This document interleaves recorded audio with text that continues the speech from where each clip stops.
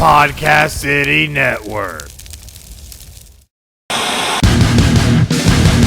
The Everett Lee Show. Welcome, everyone, to the Everett Lee Show. I'm the Everett Lee. Want to give a shout out to everyone that follows me on social media, Facebook, Twitter, Instagram, and, of course, Podcast City Network, the official host of the Everett Lee Show. And I want to give a shout out to all my Canadian listeners. Thank you for putting me in the top 100 on iTunes and Canada. Thank you so much there for that. Shout out to my Canadian listeners. Ole, ole. And we got some other announcements here I want to get out of the way before we get on to my co-host tonight and my guest. I want to talk about, you can find all the great shows content over on Podcast City Network, over on Facebook, Podcast City Network, Twitter, YouTube, and over on Twitch, Podcast City Network.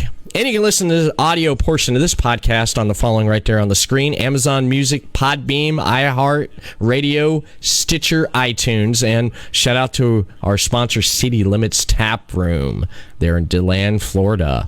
And be sure to pick up some ELS merchandise over on podcastcity.net to support the podcast.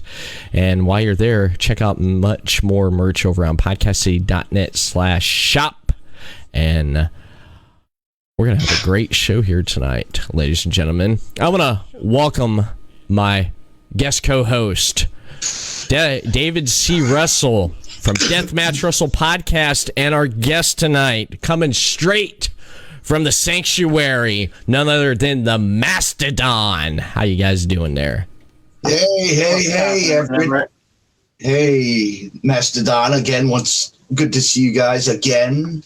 This time we are on round 2 of our best of 3 falls contest here.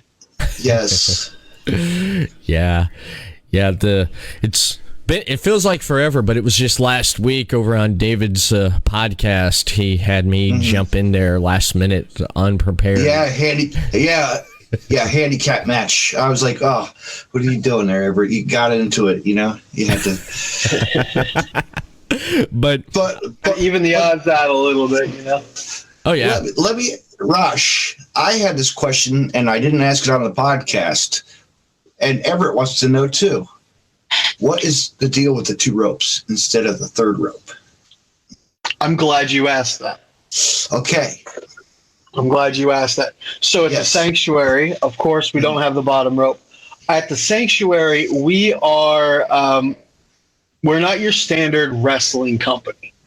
We can't even use the word wrestling to describe what we do, thanks to a since dropped lawsuit by the state of Pennsylvania. We are stunt theater. We are stunt acting, stunt fighting. I don't know, call it whatever you want. As such, everything we do there is focused on the idea that we're filming. We're creating a television show. The bottom rope really inhibits a lot of the shots you can get with the camera. So by taking that bottom rope out, and there's a couple other reasons we'll get into that, but by taking that bottom rope out, we've expanded the field of view for our photographers and video people to, if they need to, if there's action on the far side of the ring, they can literally climb up into the ring and get better shots, which enables us, if you guys have seen our footage on Facebook, we get shots that nobody else gets. We'll put a camera in the referee's hand, you know, and get up close shots. So we're trying to experiment with things. So that's the primary driver for it. Another thing is, on our ring, we have an additional 4 inches of padding. I was going to ask you that. I see that. I was like, because I see when you were like running across the ring, you kind of see that little, it like wrinkles up. It wrinkles up. Being one of the larger gentlemen on that show, I can tell you one of my least favorite things. The padding's great because the bump, it's like working on a cloud. But as a bigger guy, and the smaller guys don't have this problem as much, but as a bigger guy, you know, more padding, more sink. So right. I have to factor that in to every motion that I make in the ring. I like it because I like a challenge. I like to need to constantly be aware so that I can make my adjustments. It makes me feel alive. It keeps me from going into, like automatic mode. So since the padding is up another 4 inches, if you have that bottom rope and you run the ropes or take turnbuckles, it's almost awkward where that would be. So by playing around with everything with the with as far as the layout for the ring, it became a no-brainer. And let me tell you, the first time I went to the sanctuary at the beginning of the year, because like I said, I had taken some time off, that was new to me. And I think it took me about 5 minutes to adjust.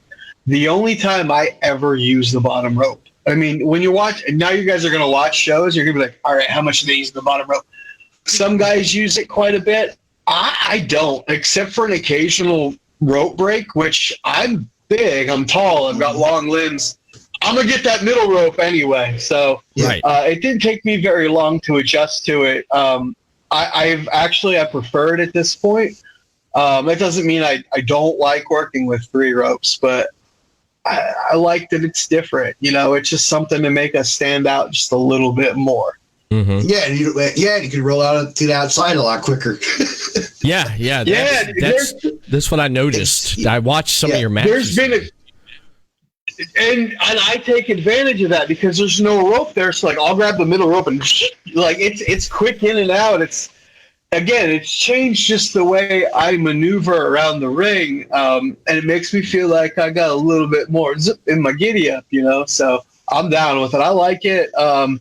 Usually the people that don't like it at first, once they get in there and they mess, like the guys are like, oh, there's only 2 ropes. That's weird. It's like, just try it out. I promise you, just try it out.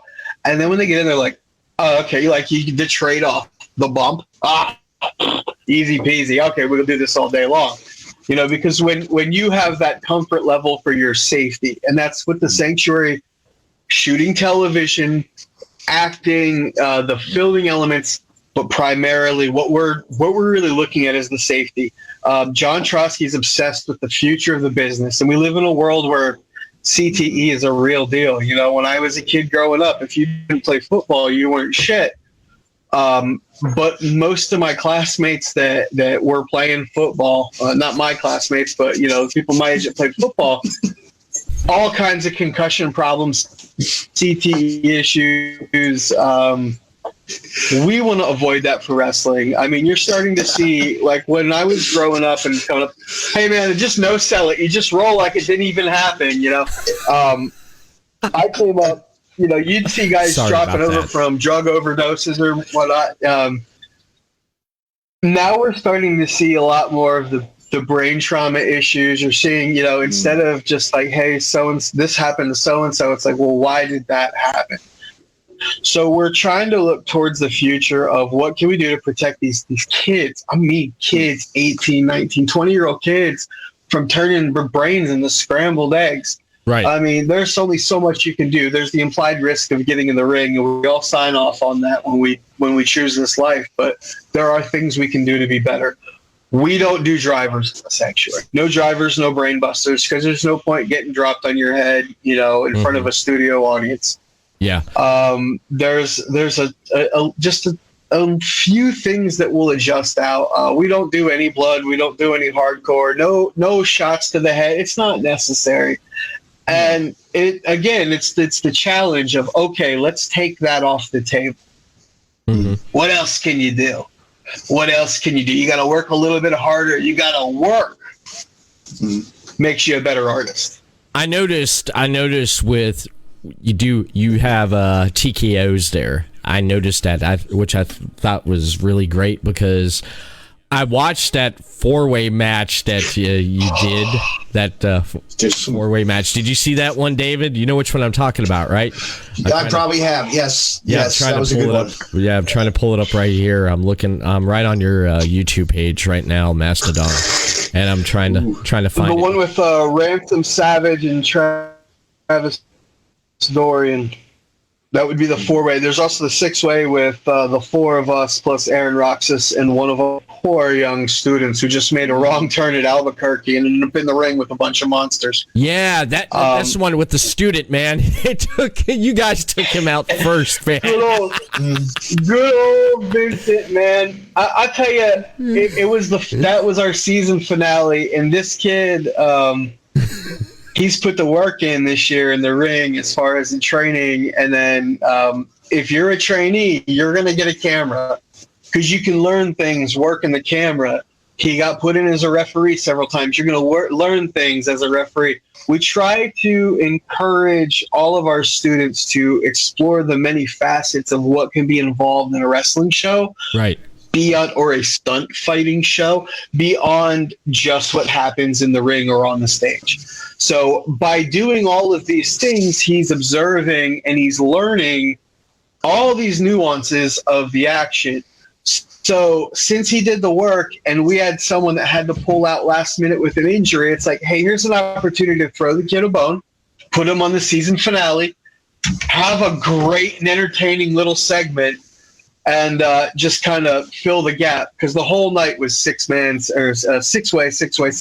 John booked it out. It drives me nuts, but we were able to get so many people exposed on that show. It was exactly what it was intended. And you know what match I liked the most also was when you had Seymour turn on you as that other character. Sure. Yeah, remember that? Yeah. What a jerk. Yeah. Did you see that match, Everett? No, one of me and Skylar Kincaid. Yeah. Yeah, fill me in on that one ahead. because I will go back and watch it because I do like watching matches on YouTube. So tell without giving too much away, just just tell a little bit. Let me just give you a little bit of background. Seymour he's a young kid. He just started this year. He started in February, so he's like still a little shy, still a little breaking in, but he's got the heart of a champion. And he's just built like a string bean, like a 6'3" string bean. The kid's gonna be great. Give him a couple years to get seasoned, but he had been working with this kid named Skylar Kincaid throughout the season, like kind of like this little mentorship, little Ravens Flocky type deal. Right. And we had Skylar's music hit, and then of course I came to the end of the ring, and I'm like, that's not Skylar, and here's Seymour getting his attention, and then Skylar hits the ring and gets me from behind. Just try to do it a different way. And I love working with Skylar because Skylar works at my level of intensity. When I posted the match on YouTube, I like to throw music tracks on my matches just for like a soundtrack. That match was thrash metal, man. That was bam, bam, bam, bam, bam. That was high. That was like, I'm not a fast mover. I'm not a cardio guy. But Skylar and I have found a way to keep that pace up and keep it entertaining. And if you watch the full show, that was a first round match. The idea being that I'm just supposed to knock him out of the tournament because that's Ace Austin's brother. Right. And this kid's cultivating and building, and you want to see a banger of a match. Go back to Sanctuary Mania from the July. Watch the two brothers together. Oh, because at this point, they just don't care. They're just going to beat the shit out of each other, and that's exactly what they did. Yeah. And you can't get a bad Ace Austin match at all. Right. So when I saw what Skylar was willing to do to his body, I was like, gimme. You're thirsty. You're thirsty. You want it. You want it. You want it. I'm thirsty. Feed me that. I want it. So, again, I was supposed to have an opponent. It was one of those things where, like, schedules changed last minute. We had to make some adjustments. And when I saw the opening, I was like, hey, what do you got for him? What do you got for me? Give it to us. We want it. Nice. And John was like, because John's hobby is just telling me no. I ask for things, and he's like, no. No, we're not doing it. He's already changed booking. Yeah, I've asked for something that I didn't know he had already had on the schedule, and he's like, "Nope, taking it off now. You can't have it," because he and I have been friends for so long. He just likes to mess with me. But I was like, "Give me this. Give me Skylar," and of course, getting Seymour involved. Like I said, he's like my little wrestle brother. So it's like this is fantastic, and it was just a lot of fun. It was my favorite match, one of my favorite matches of the year. I'd do it again in a heartbeat. I just actually talked to Skylar on the phone the other day. I'm looking forward to the Sanctuary kicking back off so I can kick him square in his teeth. Now, I did watch you and Corey O'Ryan. I love that match. That was great. It started out great. Corey. Yeah, you guys, did you see that one, David? Corey. Because I've been I kind of glanced at that one a little bit. I liked what I liked about it, Mastodon, was I liked the flow of the match. I liked how basically you're trying to size each other up there at the beginning, and then once you went outside, you roughed each other up, and then once he got back in the ring, and then you pulled his ass outside there, and then you hit him up, and then you got him back in the ring, and just the pacing of the match, I enjoyed that. I was like, this is pretty good. I was like, there's nothing like seeing two big wrestlers. Monsters, bro. Hosses, man. And just going at monsters. I love it. Monsters. I love it. Two monsters. Hosses. A couple things about Corey. I love this kid. He's one of the sweetest kids on the planet. He takes verbal abuse like nobody's business. Like, there's always the guy in the locker room that everyone wants to bag on. And it's always in love. Like, no one's ever a dick to him. But it's just like, we fly close to the sun on that. But, like, he's our lovable lummox. Like, he's the guy that'll walk into a room, turn around, and knock 5 things over on accident. It's like a bull in a china shop. So it kind of translated into his character. And he had done a bit in the prior show, which was the Stampede. Right. And I don't think we have that one up right now. There's just some things with the production that needed to be worked on. Mm-hmm. And he injured one of his fellow students from one of the prior seasons. So I was his punishment because this was my introduction to the Sanctuary, John Trotsky's old problem solver, when we were in the Culture Charisma together. Right. So my whole job in that match, the whole story was I was just there to hurt him. That's why you don't notice it. Like, you don't see any pinfall covers from me until the end because I didn't care. My job is to punish him for hurting one of the other guys. Mm-hmm. And I had a blast with Corey. He listens very well, and he works at a solid pace. I am not, again, other than that match with Skylar, I'm not the fastest moving guy out there. I'm not a high cardio guy. I'm a high impact guy. I'm not going to be climbing the top rope. I'm not doing a whole lot of dives. Although I'm doing that really cool kick to Travis in the 6-way. That just happened. I was like, there's no way that's not happening when I saw the opportunity.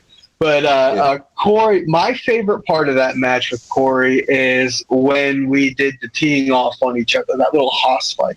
Yeah. Towards the beginning, where it was just boom, boom, boom, boom, boom. Mm-hmm. Some guys are really good at doing that and holding a pace, and others are they just blow their load too quickly. And Corey was able to keep the correct pace. You've got to take time to let everyone register what you just did. Yeah. Like, if I punch a person, I want the crowd to have that moment to go, but if I'm going, pa, pa, pa, pa, pa, I'm not giving anybody time to process anything. So, I enjoyed that match with Corey. Congratulations, by the way, to Corey. Over the weekend, he proposed to his girlfriend, and surprisingly to everybody, no surprise at all, she said yes. So, congratulations to Corey the Lion O'Ryan. Congratulations, Corey. His lioness. Yes, cheers. Cheers. Here's to you.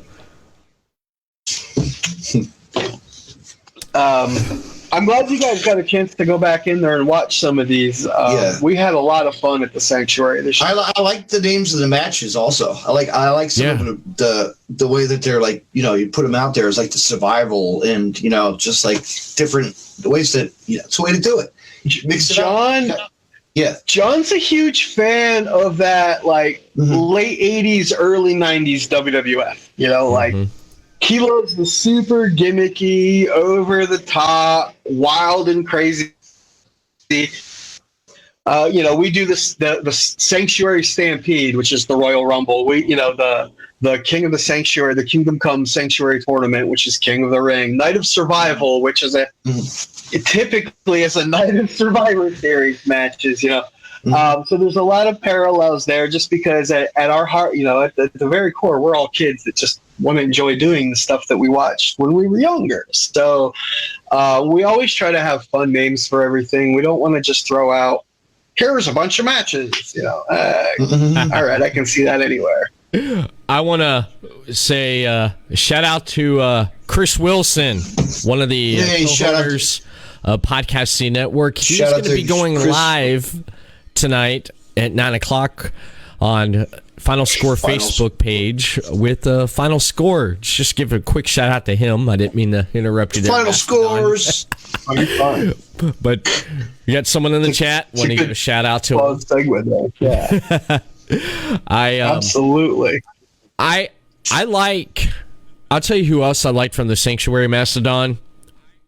PJ Savage. Oh, yeah. Yeah, dude. Savage. I like Savage. Russell knows him too well. Oh, you man. know him too well. Yeah. He's tell me what you know about old PJ. I'm curious. I'd like to hear this. Who? You, David. What do you tell me what you guys feel about old PJ? PJ has that, like, come on, I know you're a Titan guy. Tell me what you think. I know. Okay, Mr. Rumble man. Not on the hot seat, David. Not on the hot seat. All right, but no, PJ Savage. Let's go unfiltered for this. Unfiltered? Yeah, unfiltered.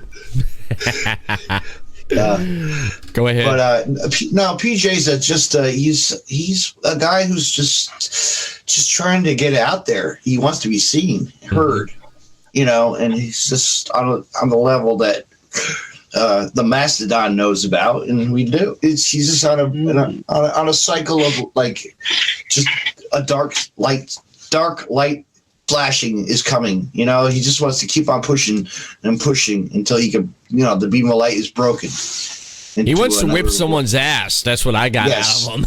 He's a beast. Generally, yeah. Wow. PJ.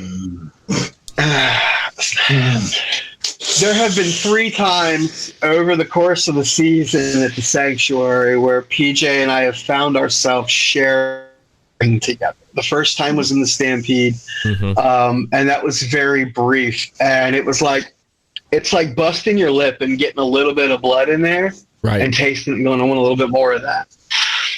But then our stories went in different directions, and he's got this whole, I don't know, there's like 500 members of the Walker clan. They all come from the Johnny Rod school.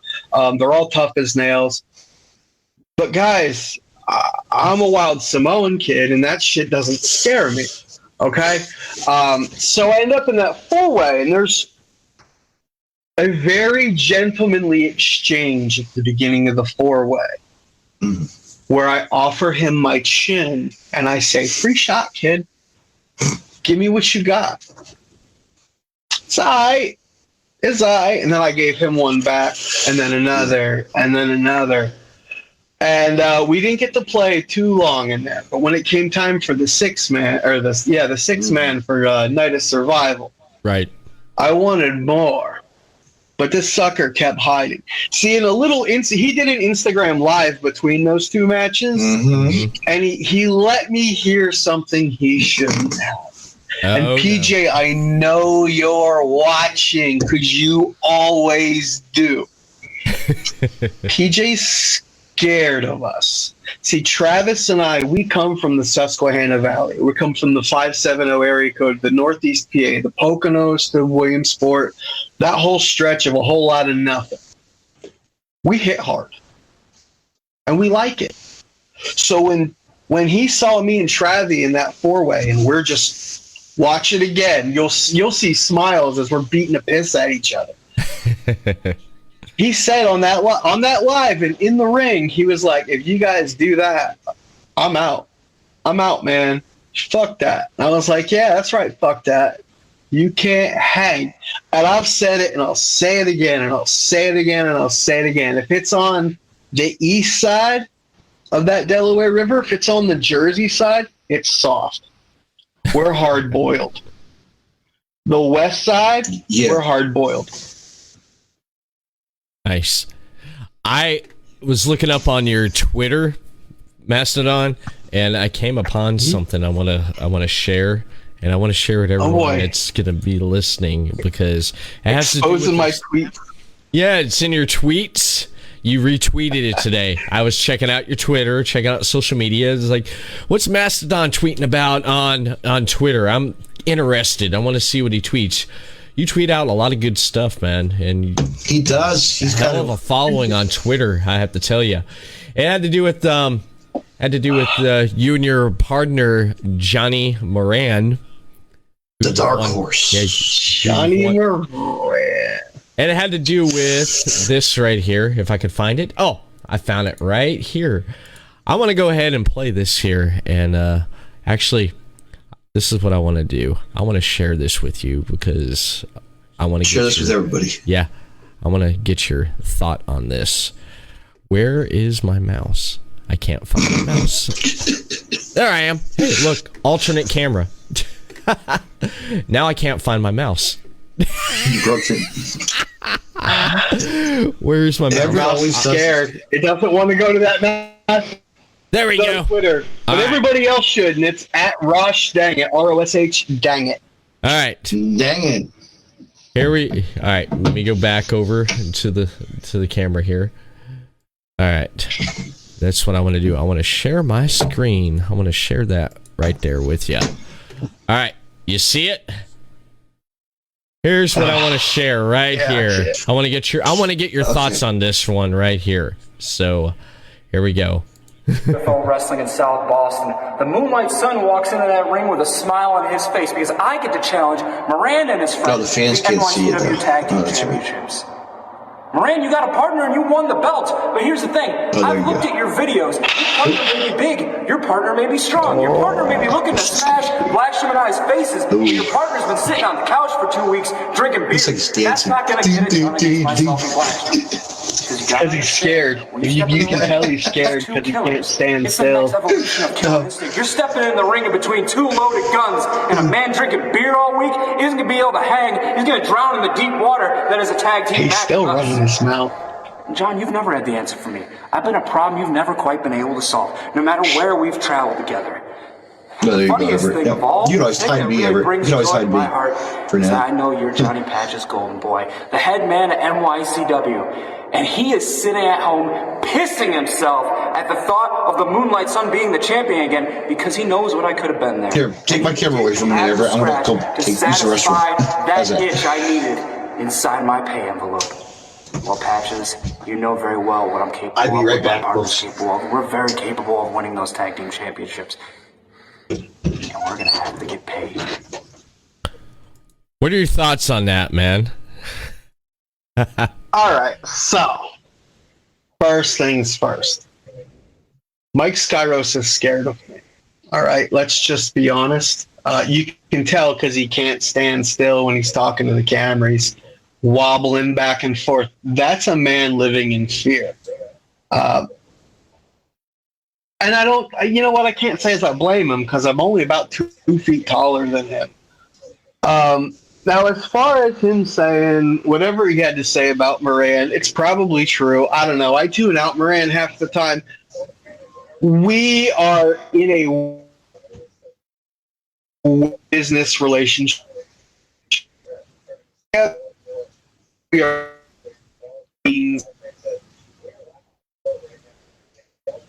asked to do business. Now, as far as what he's got to say about my fight prep, number one, I don't own a couch, so fuck off. Number two, so what if I drink beer every day? Obviously, he's never had pre-workout in his beer because that's how I get my shit started. Look, I come from the northeast region of Pennsylvania. I come from the mountains. Working out to me is walking through the field, picking up the deer, throwing it over my shoulders, walking back, gutting it out, ripping its guts out, butchering it up, peeling it. I don't have time to spend 4 hours flexing in the mirror at the gym. I ain't got time for that. This is just all natural mountain boy swag, man. This is mountain boy muscles. This is what I do. Mike Skyros is gonna get his face kicked off on Saturday. Kicked off. Beyond that, I didn't have a problem with him till he decided to run me through the mud there a little bit. I was never gonna be respectful to him in the ring. Right. Because that's just not what I do. Right. But anybody that would like to see this brutality happen, that'll be this Saturday in South Boston, Massachusetts, for UFO wrestling, which is obviously out of their minds and out of this world, because they're making me and Moran defend our New York Championship Wrestling titles there. That doesn't even make sense to me. I don't know what contract Moran signed, but obviously it wasn't a good one. So we're going to have a little talk about not signing things without letting don't sign anything without letting the Mastodon. I'm the brains of this operation, and the brawn and the looks. I mean, he's the other guy in the team. Excellent. That's my thoughts on Mike Skyros and his little mouth. Notice his partner didn't even vouch for him. His partner wasn't even there with him to say, I agree with him. Blackstrom's a smart guy. I wouldn't have known. I didn't know he had a partner. Yeah, I thought he was just calling you out. It looked like he was trying to fight both of us. But like I said, his partner's got the sense to not stand behind that knucklehead, you know. But Blackstrom and Mike Skyros, this is going to be a fun match, but it's not a good matchup for them. It's completely one-sided here. Me and Johnny Moran. Johnny Moran's at the apex of his career. I am just a human wrecking ball. No offense, Mr. Legursky. I'm just going to go crush people on my way through. And then we'll go back to New York. And then we'll beat the kids that we beat for them last time, because apparently the lazy booking there is give everybody rematch clauses. We'll go do that arbitrary. And then go rumble your way down to Titan and rumble your way down to Titan Championship Wrestling. I'm not going to say that I'm in a particular match, but I will just happen to point out there is a gauntlet tag team match for the titles, and there is a mystery team. I will be in the building. Somewhere. Will I be in that match? Never know. You know who is in that match, though? Yeah. My other tag partner, Ransom, is cheating on me with PJ Savage. I know. I have business to attend to at Titan. I'm not going to say what that business is. Speaking of tag team, did you catch over the weekend ROH Final Battle? I did not watch it. I was busy. I'm bouncing everywhere, man. I tried to catch what little clips I could, because thankfully with Twitter and Facebook, you know, it's hard to miss anything good. You get puzzled together. Yeah. You can figure it out. I was not at all upset with what happened with the tag team titles. In fact, I feel like that is where those titles belong. Is on them boys, is on the Briscoes. Yeah. One of my favorite tag teams that I'm not in are those two. They've been around as long as I have, but they're consistent, and that's what happens when you stay in the gym and you work hard and you do the things that you're supposed to do. So hats off to those gentlemen. They deserve it. And I saw they just put a promo out today calling out FTR, calling out Tony Khan. You know, hey, Tony, look, man, on behalf of everybody, fly your little personal private jet down there, pick those boys up in Delaware, and let's make this happen. Exactly. Make them your tag champs. That's where they belong. Exactly. Did you see that promo, Everett? No, I didn't. Was it on their Twitter? Was it under Twitter, Yes. Mastodon? It's Twitter. It's on Facebook. I'm sure they've got it smoke signaled out there somewhere. Hold on, they've got it everywhere. I got you, Everett. All right, go ahead, look it up, and send it to me. And while you're doing that, I want to ask our guest some more questions. Now, I did like what I did like about Final Battle was the fact that everyone popped in and made an appearance on ROH, how it meant to them, from CM Punk to the American Dragon, Bryan Danielson, and to Adam Cole. I love that. But this was a pretty damn good card. I have to say, this is one of the best ROH pay-per-views that I've seen. One of the best. There's still plenty more that's out there in the history of ROH. But man, that's a hard quantifier to put out there on anything Ring of Honor's done, is to figure out what the best is. Best of luck, whoever's got to figure that out. Well, there's so many ROH pay-per-views and so many matches, but this would have to fall in to my favorite. One of my favorite pay-per-views from them, especially the main event with Jonathan Gresham. I've always been a fan of Jonathan Gresham, and Jay Lethal coming in by substitute because he wasn't originally going to be the guy going up against Jonathan for the title. Because who was it that was supposed to be his opponent, but they tested positive for COVID-19, and they had to... Yeah, Bandito. Yeah, Jay Lethal. Dude, Jay Lethal brought it. Jonathan brought it. The whole locker room brought it this night. Everybody brought it, man. They wrestled like they're going to be their last time ever doing anything. But they set the bar that night, man. With that opening match all the way to the end was great. And I did love the tag team, the 6-man tag team and 10-man tag team they had, because they had some moments, had some great spots, which I loved. But when it came to the tag team championship match, I didn't know which way it was going to go. I like it when it's in a match like that where you figure it's going to go this way, and then it takes you this way, and then when you get to there, and you're like, okay, it's going here, but then it takes you back over here.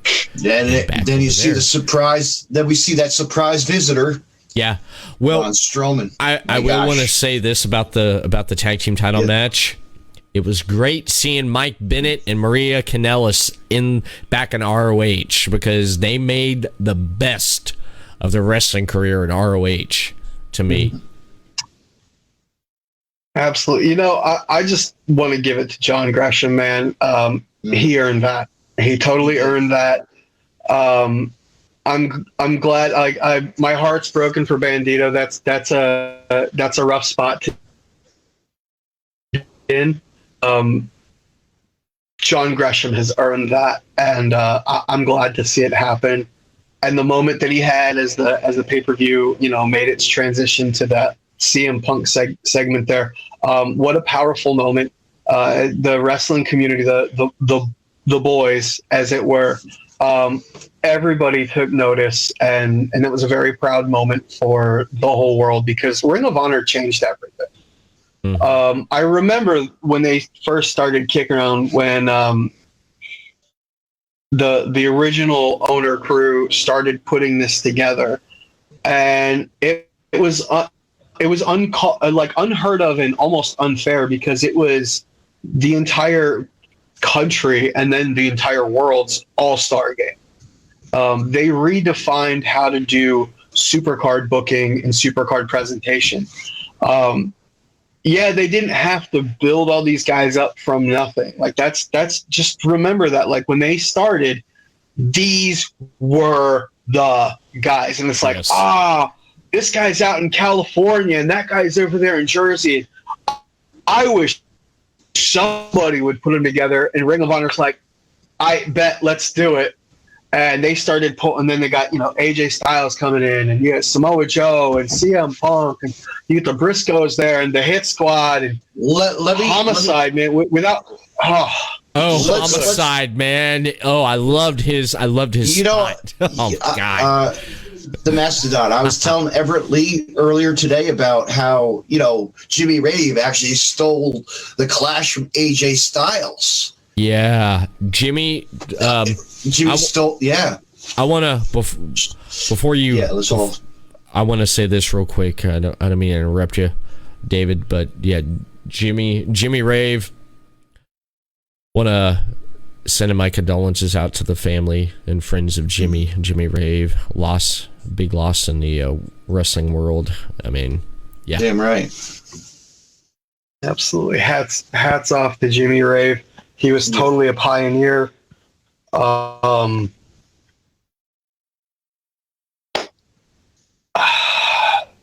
don't even really have words to.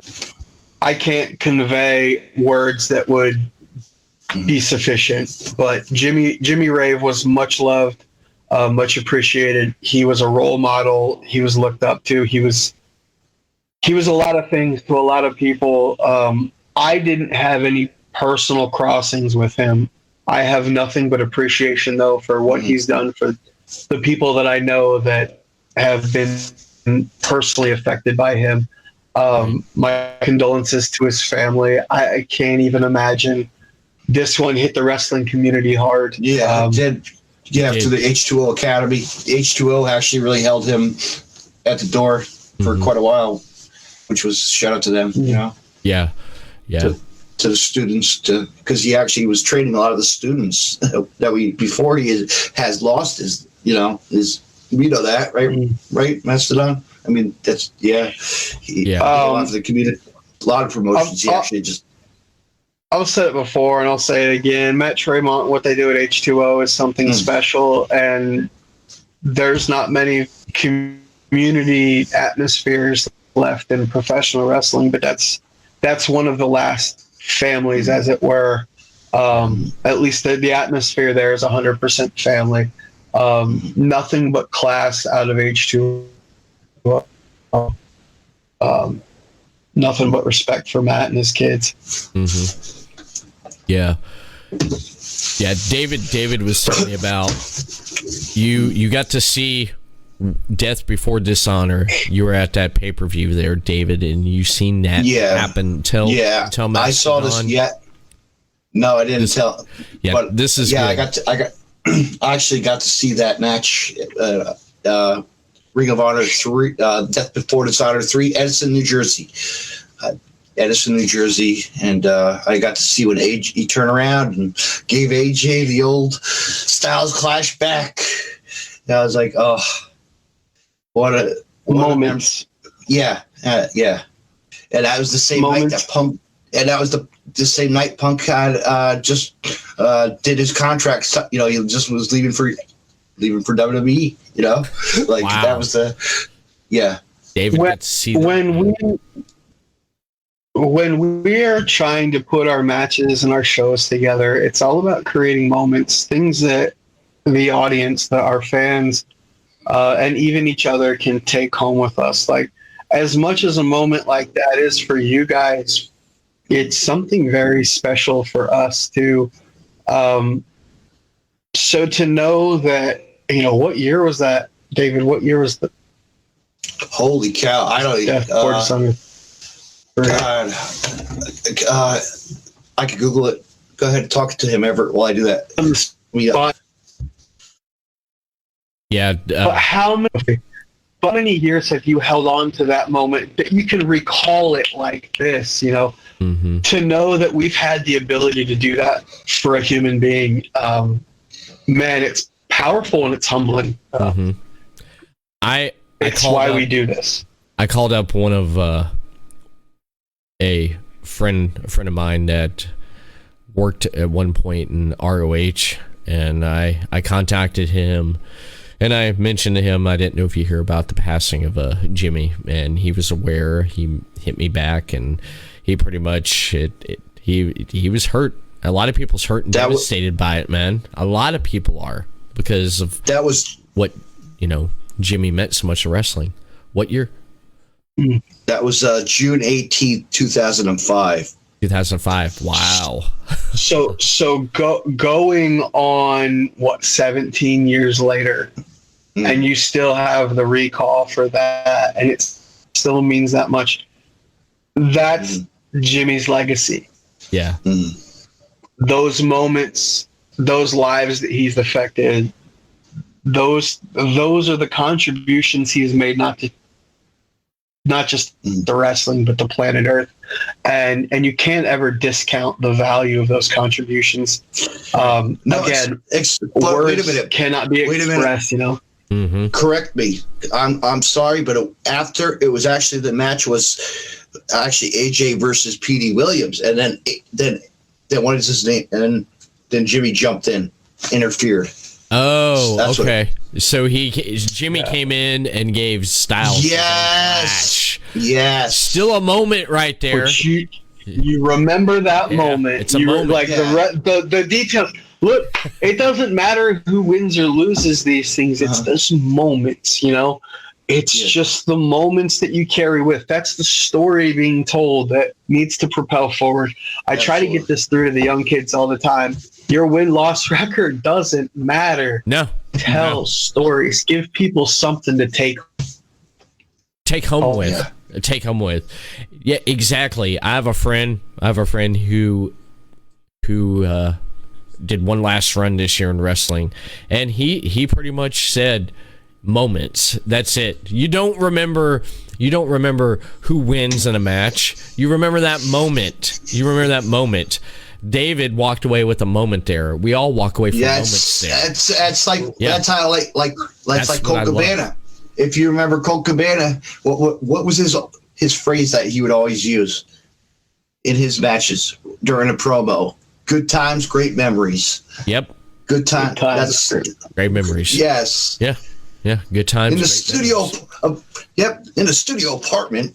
Yeah, of course. He's doing his podcast, plugging away. He always does that. Hey, without Colt Cabana and his podcast, where are we? You know, exactly. He really kicked that door open for pro wrestling. He was the first. I'm glad you brought this up because. David, I'm glad you brought this up. I'm pretty sure you're aware of this, Mastodon. Colt Cabana was one of the first wrestling podcasts. I mean, damn. Why am I forgetting his name? Because he used to be an MTV VJ. Adam Curry. Adam Curry was the first to do a podcast. He's the godfather of podcasting. If it was for him, I wouldn't be... or David would be doing this today because of him. But when it comes to wrestling, Colt Cabana is the godfather of putting out the first wrestling podcast. Dude, he just took it to the level that we needed, the humor and just the way that he put it out there. Mm-hmm. I had a chance to meet Colt Cabana every so often. When I remember when I was talking about going to ROH in 2016, 2017 in Fort Lauderdale. Tell this guy. Well, I brought it up, and that's where I was telling you about how Cody was was honored to wrestle in the same armory where his dad wrestled and where his dad won a NWA championship. But outside, while we were waiting to get in, they had some ROH talent come out, and Colt Cabana was right there. And my nephew said, dude, my nephew, when he marks out, he grabs a hold of my shoulder, and he about pulls me down. He's like, Colt Cabana. And I said, chill, man, chill. I was like, I know you're excited, man. Just chill for a minute. And he's like, holding me down. Colt Cabana, go say hi to him. So I was like, all right. So I walked up there. As soon as I started walking up, I was going to meet and greet him. I heard someone in front of him said, how much, for, and he mentioned the price. I was like, took off. I'm like, I don't even have that in my pocket, man. And then also tell him about your Jim Cornette story. Oh, Jim Cornette. God. You a Jim Cornette fan, Mastodon? Yeah. Here, I'm old school. I'm old school. I will say this. My dad almost ruined a bunch of TVs one point in my life growing up because whenever time Jim Cornette come on the TV with the Midnight Express, my dad would jump up and start cussing at the TV. I can't stand that goddamn Jim Cornette. And he'd about pick up the TV and throw it out the door. And I swear, every time he threw a TV out the door, everyone that knew my dad was like, okay, two things happened. One, Ric Flair was on TV or Jim Cornette. So they knew my dad was a wrestling fan. But Cornette... Everett goes to this... I got a chance to meet Jim Cornette back in 2017 in Orlando, Florida at that wrestling event. I got to meet him. I wanted to go. My friend Tommy was supposed to go, but Tommy couldn't make it because he had to work. And I said to my wife, I'm not going to go. My wife said, yeah, you are going. I paid for the autograph and everything. I'm like... I guess I'm going to Orlando. So I drove the highway to hell, I-4, to Orlando, and went over there and got inside the Hilton there. They had it downstairs in the room and stuff. There was a lot of people there. Larry Sabisco already left. He was there and he said, fuck this shit, I'm out of here. And he freaking left. Jake Roberts. I ran into Jake Roberts going outside to smoke when he was coming back in to smoke a cigarette, and we passed. I said, when I go back in, I'm going to meet Jake. Jake packed up and left. I said, damn it. But I went over there. I was wearing the Jimmy Hart, bar and grill shirt because Jimmy was still here in Daytona, and I'd hang out and go to Jimmy's there. So I was wearing that shirt, and as soon as I walked up to meet Jim Cornette, first thing he noticed about Jimmy, he started talking about Jimmy. How you go to Jimmy's? How's Jimmy doing? I said, Jimmy's great. He told me some funny stories about Jimmy. We shared some stuff. We took some pictures and everything. And just a great guy just to talk to. And I got to ask him some questions, and he answered. I was like, wow, I didn't know about that, which was great. Great conversation. And I sat in for the Q&A he did, but I'm serious. People get so pissed off with this guy. This guy is a heel. He is a heel. So when the mics and the cameras go live, he becomes Jim Cornette. When that's off, this is Jim Cornette. When the cameras and stuff, this is the Jim Cornette. He separates them. That's the thing that I as soon as that Q&A, I sat there and watched it. I go, I got it now. I get it. I get it. He's a worker, man. Yeah, he works. He's a worker. Exactly. I love it. And then it goes to a table. He goes to a table, right? But this. Oh yeah, the table. Okay. Yes. There's a guy down on the end, Mastodon. Check this out. He was selling action figures. A lot of people are selling stuff there by the front door. I saw Tyson Kidd and Chris Masters. Chris Masters was having a fun putting people in the master lock. I had people trying to break out. I sat there. He's a worker. Yeah, I watched it. I was getting ready to say $50 if you could break out of that, kid. I was like, there you go, Chris. So I walked over to this guy. This guy had all these action figures sitting up there. I got it sitting right up here. I'll have to grab it to show you. Yep. Yeah, let me grab this to show you what I'm talking about. This is great.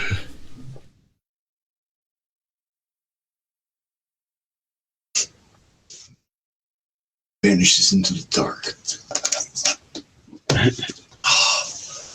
Sitting right there, okay, on this table with the action figures was a Jim Cornette action figure.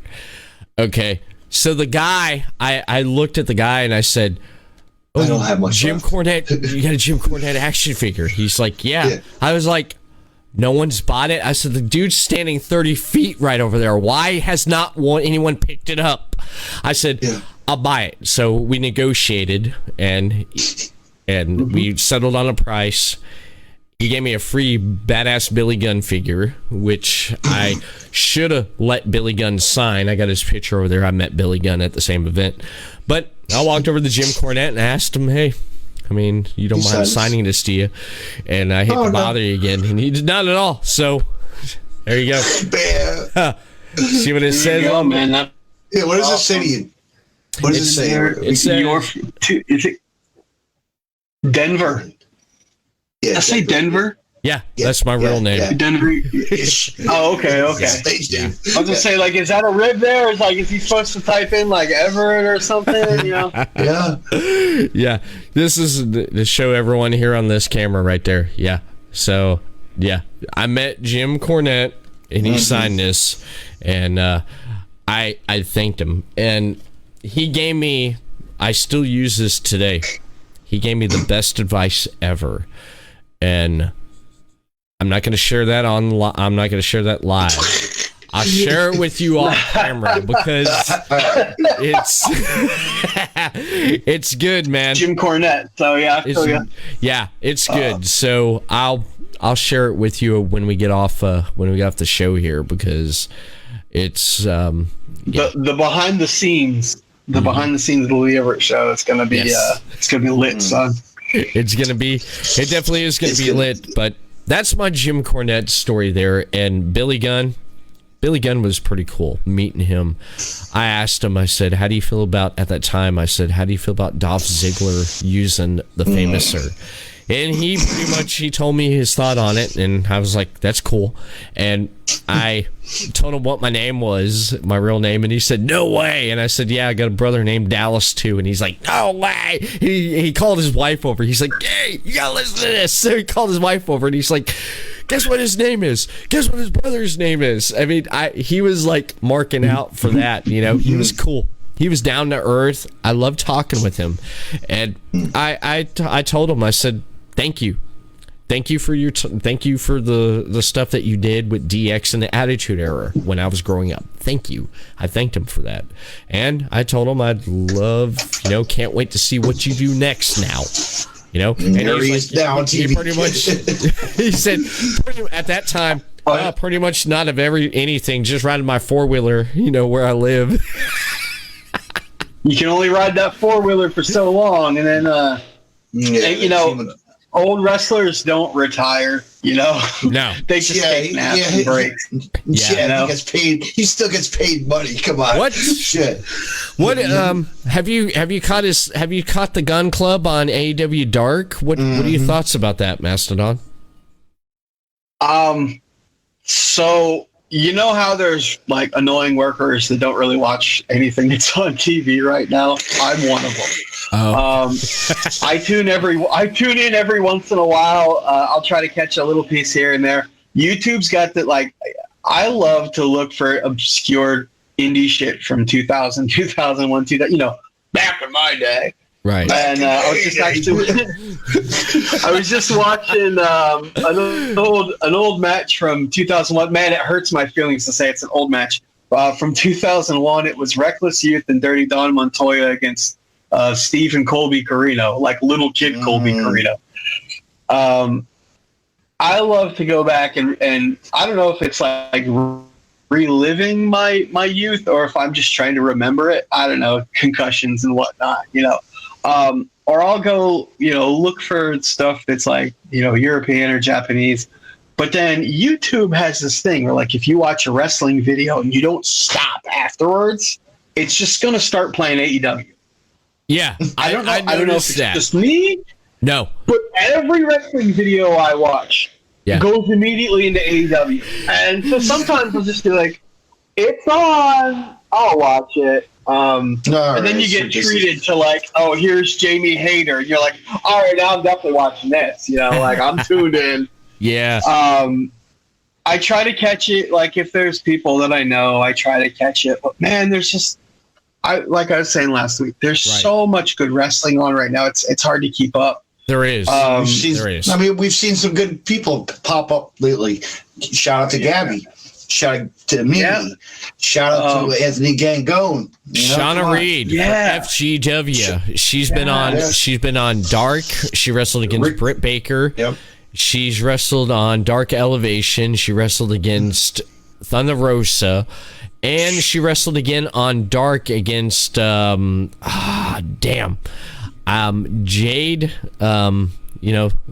with the manager, with the white. Oh, Sterling. Smart Mark Sterling. That annoying dude with Cardona. I can't stand her. Jade Cardona. Yeah, I can't. Cargill? Yeah, Cargill. I can't stand her. Cargill, whatever. Hell I can't stand her. Now, from 2 points of view, this is what I get, because with my time being, working behind the scenes and stuff and everything in a promotion for the last 9 months, from a business point of view, I get it. They want to build her up. They want to make her the biggest, dominant female heel. So they're doing her right, business wise. From a fan's point of view, I can't fucking stand her. No.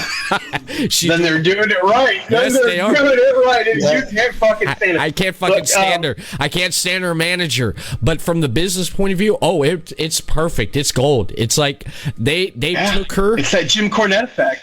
Yeah. They. Fuck out! You're gonna be checking the TV out the front door like your dad. Then you're like, fuck this TV. Yeah. I want to take that racket and shove it up his ass. My. God, you're like, here he goes again. Here he goes again. What? David called me up. What happened, Everett? It's like you can't watch AEW. It's like, no, I threw the son of a bitch out the door. You see computer monitors start flying out windows. Oh, he's out of TVs now. There goes the laptop. No podcast. But what happened? Oh, he was watching Dark. But from the Let me ask. Oh, go ahead, Everett. But from the business point of view, I think they've done great, and I could see her before this year ends, or if the beginning of next year, she's going to be on Dynamite holding a championship.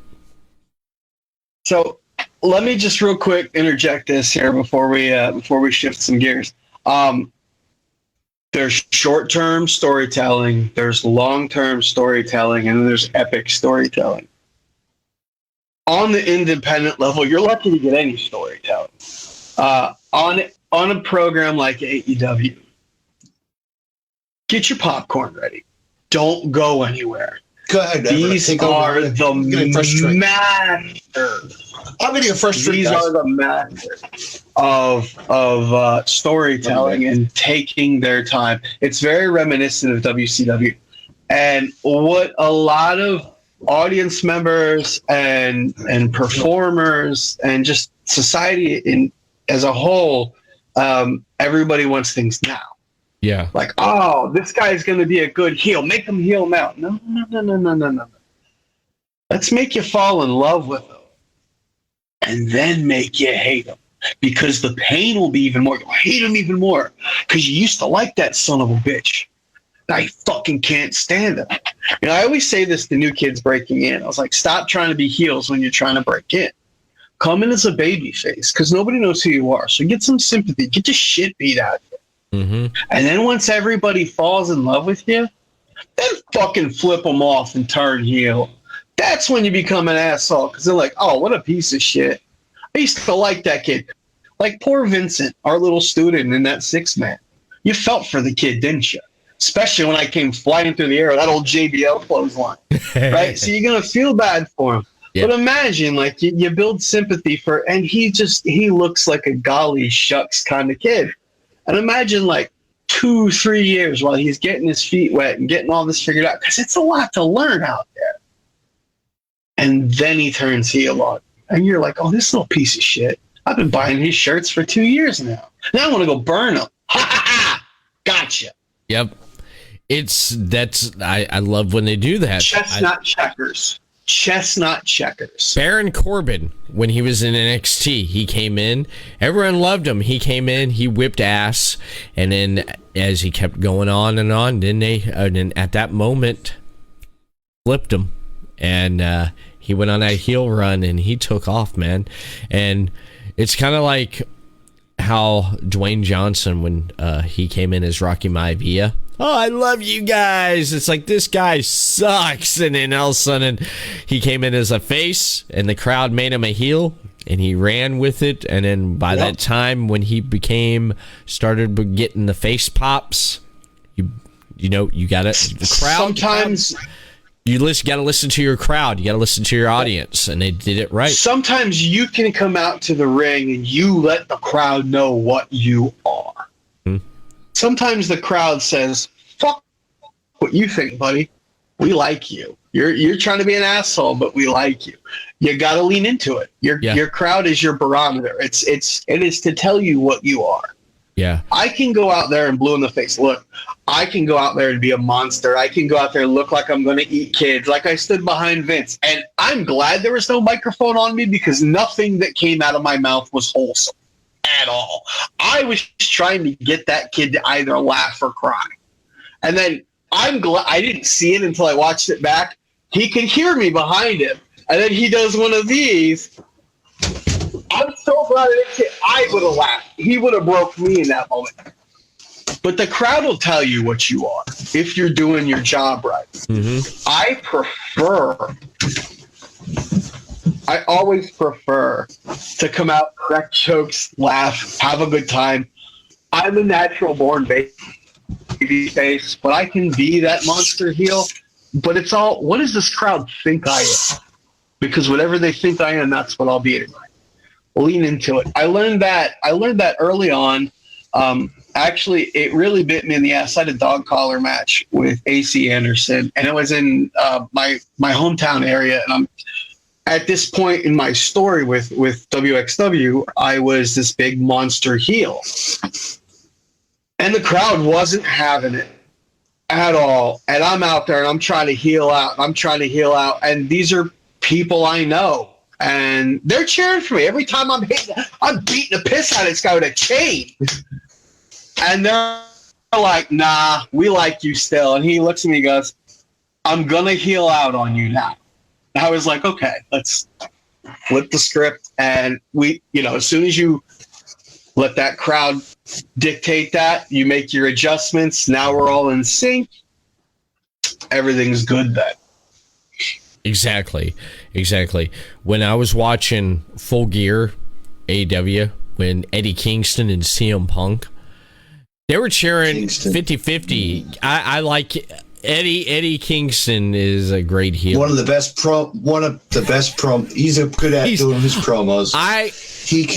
The reason why, David Mastodon, the reason why I tuned into AEW Evolution is to hear Eddie Kingston on commentary. he kills me. When I was watching a little bit of Dark Elevation tonight, and he's on commentary, and he was commentary during that Chris Statlander and Red Velvet match, and Red Velvet's doing a new thing where stir it up, and he's like, what are we doing? We're baking out a wrestling show now? That's his. And he goes, scraping the ball. And every time Red Velvet would do a move or something, he'd say, "Oh wow, wow, oh, we baking now?" just those comments out of left field. And Tony and Mark Henry's like, yeah, back to the match. What's happening? Two consummate professionals and Eddie Kingston. Yeah. Good luck, guys. Eddie's going over. Yeah, 100%. You know what blows me away even still, and it always makes me smile when I think about it, is that Eddie Kingston's a Chikara guy. Yes. Yeah. I like these. I've seen these kids. There's one that's got like an ice cream cone costume. There's a crab that walks sideways, and then there's Eddie fucking Kingston beating the piss out of all these poor kids. It's like, why is this man fighting Muppets?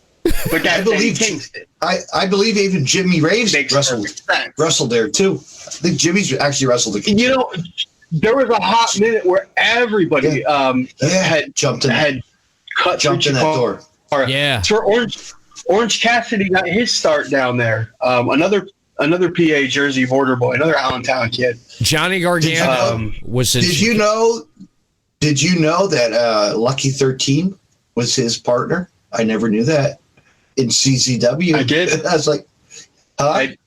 I did. I knew those boys, not to be that asshole. It's like, I knew those boys, but I knew those boys before they started training. I'd gotten to be good friends with them. Myself and John Trotsky, who wrestled is supremely great, heel and a half right there. We got to know these kids pretty well, spent a lot of time with them. I always thought Lucky was the one out of that crew. There's another one in that crew that's still active, and that's Dan Champion. He's on the indie scene. You can catch him on a lot of IWTV products. He's part of that same circle. I think they all went to the same high school together. They all hung out together. I always knew that Orange Cassidy was talented. And I remember when he started doing the gimmick, I was one of the people that was like, I don't get this. I don't get this. Like, same here. I did not get this. I was like Jim Cornette when I first saw Orange Cassidy, and I said to myself, pockets. But the more I saw Orange on AEW, I finally got it. And I like how he don't say a damn word except whatever. I died laughing one night. My wife was watching Dynamite with me one night, and they were gonna have that match where he was gonna lose his hair. I think it was someone from the Hardy family office, and they're cutting the hell of a promo. And I'm like, dude, this is great. Orange Cassidy, he's sitting there, he's sitting there, and he's like, whatever. Yeah. Yep. I died laughing. I was like, really? That's all this guy's gonna say? I'll eat the shit sandwich. I was wrong, man. Like when I first heard about what he was doing, because the wrestling community, it's a small community. We all know, what everybody's doing, what's going on, and it doesn't take long. If we don't know, it doesn't take long for word to spread. You can tell a phone or you can tell a wrestler, and everybody will know. And I was like, look, what do you mean he's putting his hands in his pockets and taking naps in the middle of the ring? And he's doing what? And like, I couldn't. I was like, this isn't. Yeah, I was like, this isn't gonna work. I mean, he's a good wrestler. He'll come back to that. And then, here I am sitting my fat ass on my love seat with my TV on, and I see him exchanging kicks with Sting, and I'm like, okay, son of a bitch. I'm like, well, I was wrong. I was wrong 100%. Right. But I'm glad you brought that circle up, because then I get to put Lucky over one more time. Yeah. Sign this fucking kid already. Seriously. I know, dude. Do every style. Exactly. Give the kid, for fuck's sake, give the kid a shot. Like, he's, it just blows my mind that he hasn't gotten further. It's just, inexplicable to me. Inexplicable. I know. Joey Janela, who I also love, is there. Give me a fucking break. Give us Lucky and Janela as a tag team. Whole show gets canceled. Probably would. But I love those guys. I'm so proud of them that they're still going strong. I mean, every weekend Lucky's on a plane to somewhere. People book this kid. He's too damn good. And if you let him work with your actual kids, because he's not a spring chicken anymore, he'll make anybody he's in the ring with better. Absolutely. Book Lucky, sign Lucky, give Lucky a chance, for fuck's sake. I don't know if Tony Khan. Orange, I'm sorry for not. I'm sorry for not getting the gimmick 10 years ago, bro. You were right, I was wrong. Where's your cut? Don't know if Tony Khan can actually sign any more people, because he pretty much signed a lot of wrestlers already. A lot of workers. I mean, he's gonna have to ask his father for some. Hey, can I sign this wrestler? I mean, but what's who just left? He can afford Lucky. Big Swole just left. I saw that. They said that. There you go. There's a paycheck. Sign Kevin Papix to a long-term contract. Lucky. Sign that kid to a long-term contract. Bring him in. Give the kid a shot. David. Yeah, Big Swole. Not that Tony Khan's ever going to listen to me, but David said Big Swole left. When the hell did that happen? Just this week. Really? Go on Twitter. Yeah, you gotta. I don't go. I quit going to the dirt sheets. I got tired of it, man. I quit going to that stuff. I still got to say, I got them. I still have them saved on my computer, but I just don't go to them all the time like I used to. Yeah, I don't. I don't see it. I see Jeff Hardy. He's made the news, man. Wow. I want to put this out there. Fuck comicbook.com. Stick to comic books. Quit talking about fucking wrestling. They freaking put a. And you know what? They put a freaking article out that said, you know, that Matt Hardy already jumped the gun about Jeff Hardy getting released already. He already talked about it. They're behind on it. You know what? Comicbook.com. Fuck you.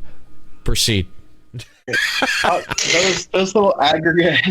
Those little aggregate clickbait sites like comicbook.com, man, they can't even cover comic books right. I'm a Star Wars fan. I can't even fucking follow that shit. And I have disabled every piece of shit they've got.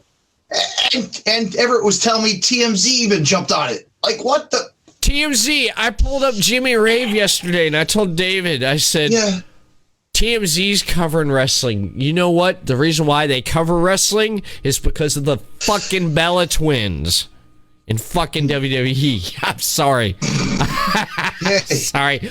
It's a world where you have to create content nonstop. You know, you've got to create content nonstop in this digital media world. And same for wrestlers, too. We have got to be entertaining people all the time. It used to just be, you know, you'd see us at the shows and that was it. But now it's like there's Twitter, there's Facebook, there's Instagram. We've got to be involved. We've got to communicate.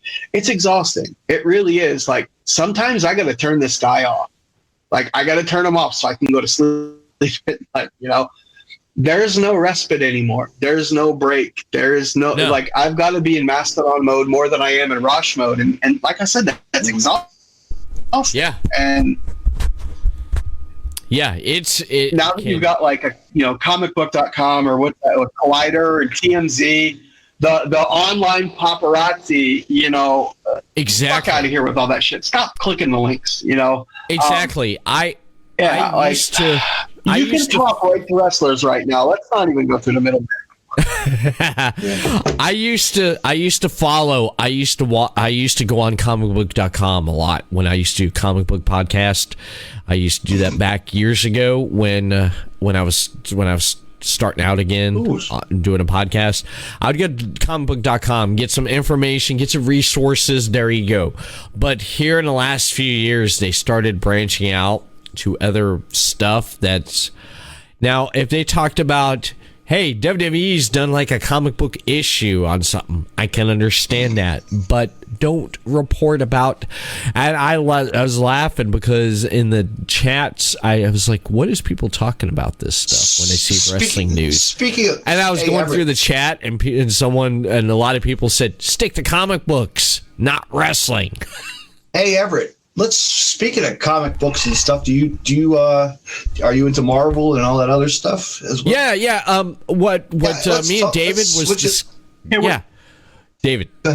Exactly. All right. This is the problem with two co-hosts. All right, guys, let me ask you guys a question. All right. What's the most recent comic book you've read? I don't read comics. That's an easy answer then. Yes! That's an easy answer. Everett is go ahead. I bought a shitload of graphic novels not long ago, and I think the last one I read out of that stack was Batman 66 meets Wonder Woman 77. Graphic novel. Yeah, that was great. Adam West, Batman meets Wonder Woman from the 70s. And Everett, great story. Ra's al Ghul was involved with it. Somehow Diana saved a young Bruce Wayne's life, and he never forgot about it. And he becomes Batman, and he later on helps Diana out. And it has to do with a storyline with Ra's al Ghul trying to steal something from the Wayne family, which is a really great story. So that's the last one I read. But I do like Spider-Man. Oh, God. I do like Spider-Man. Yeah. We'll get into that in a bit. All right. Me and David, we were discussing, because we were talking the other night. We talked a few times since the last time we talked with you, Mastodon. And David brought up, he said, is he into anything else non-wrestling? And I said, that's a good question. Let's ask him that. He's like, you ask him. And I said, all right, I'll ask him. So I'll ask you the question. Anything that you're into that is non-wrestling, What are you into? Like movies, comics, or what? Right back there is my bookshelf. The top shelf right across there's all Star Wars. Nice. And the middle shelf is all comic books and trade paperbacks. Nice.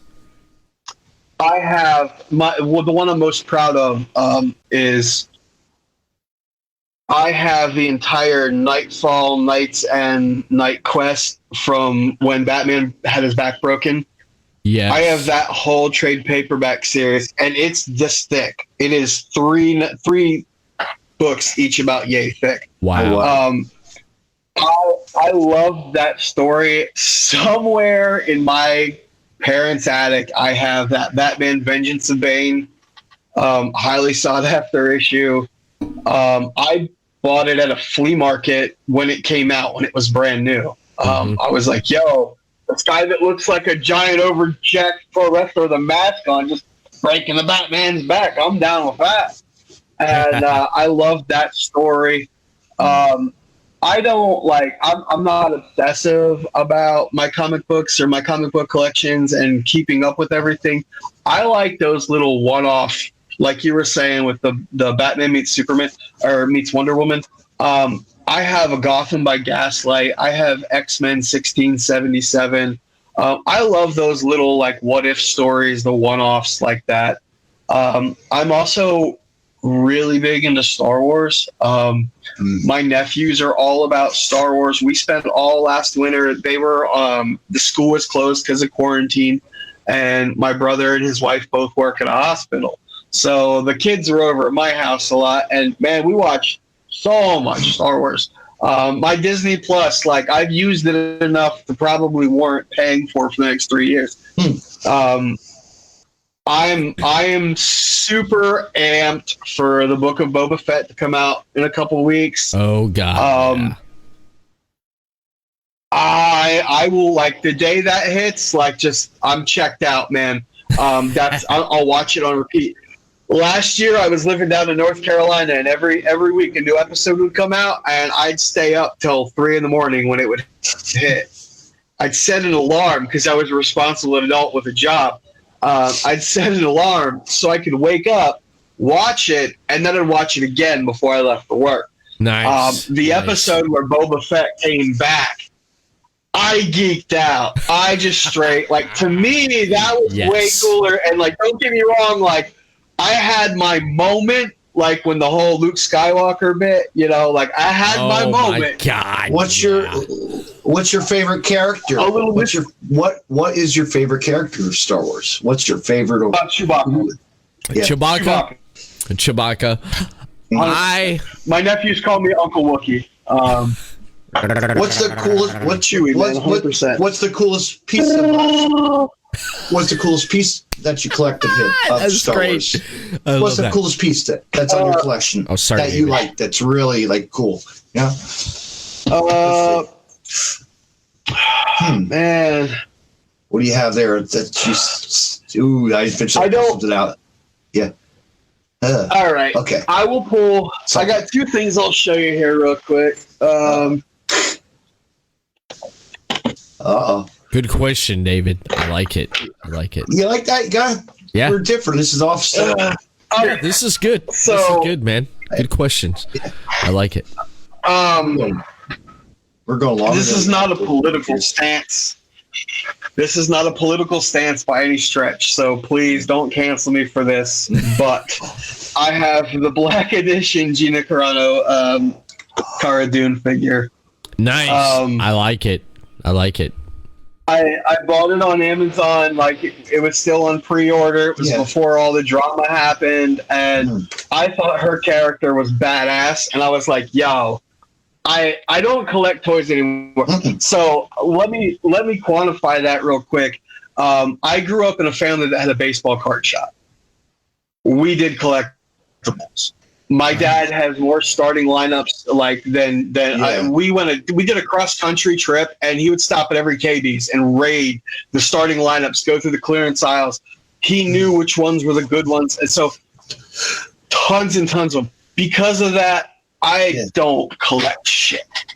I hate it. I hate collecting stuff. It's just stuff and things. So it's like, if I buy a book, I want it because it's a book. Let's see what I have in my stash. The fact that this is unopened is unusual for me. Normally, I would open something just out of spite. But before this even got to me, it was like I was seeing it on eBay for like $300, and I was like, all right, we'll have another one that's open. So this one, maybe we'll just keep it still in the container, Yeah. But I also got this, and I haven't opened it yet just because I haven't gotten to it.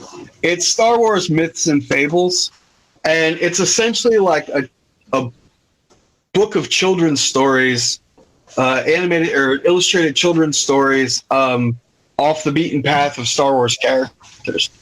I like world building. When I was in elementary school, started reading the novels, the Grand Admiral Thrawn novels. Like, I read every one of them, all the way up through high school. I read all the Rogue Squadron books. I think at one point there was like 40 or 50 novels in my collection of just Star Wars that I'd read.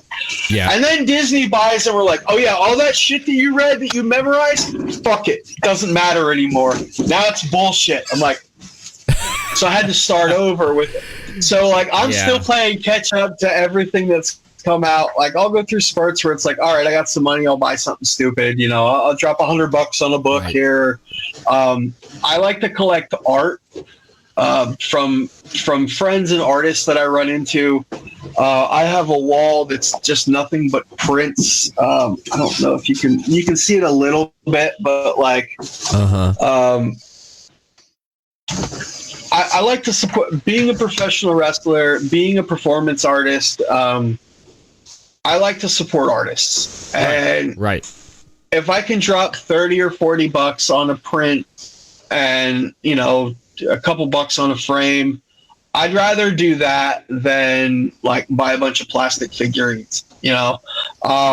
Because at the end of the day, it's like, if I get tired of the artwork, it's still artwork. Like, I'll just swap it out. It's a flat piece of whatever. It doesn't take up a lot of space. Mm-hmm. Like me with Bruiser Brody. Oh, look at that. Gosh. That's still pretty cool, though. That is. But wait, this gets better. This gets better. So what'd you guys do on the podcast? Oh, we looked at our toys. Jesse the Body Ventura.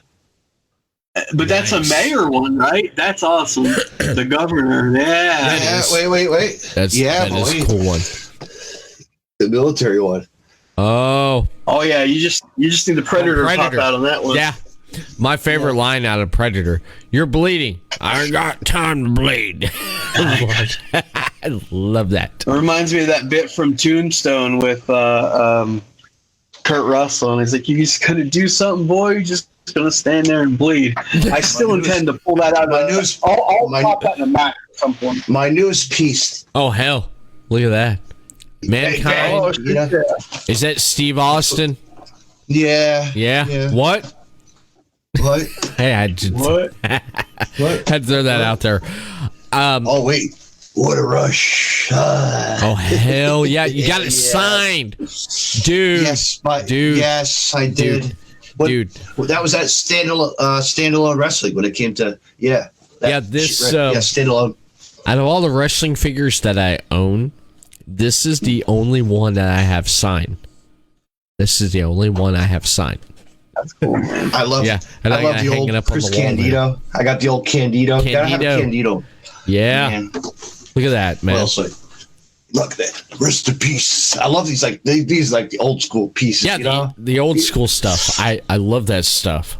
That stuff is the best. Because I am a warrior. I feel the power. Take this spaceship full of rocket fuel. I love it. It's like, where somewhere you going, up in the attic, I have a blue Blazer. That's a pretty cool one. I just haven't been able to locate it. Like, I've moved a couple times, so it's like all my stuff is. Once it's up in the attic, I'm probably not going to see it for like another 5 to 10 years. I have the last 2 figures in the series that when CM Punk was still part of WWE. I got the last 2 figures they made before he left. How about that they were Everett. in production and they were already in the process of making them and putting them out, and then he left. You do have something else on your shelf there. ODB bottle.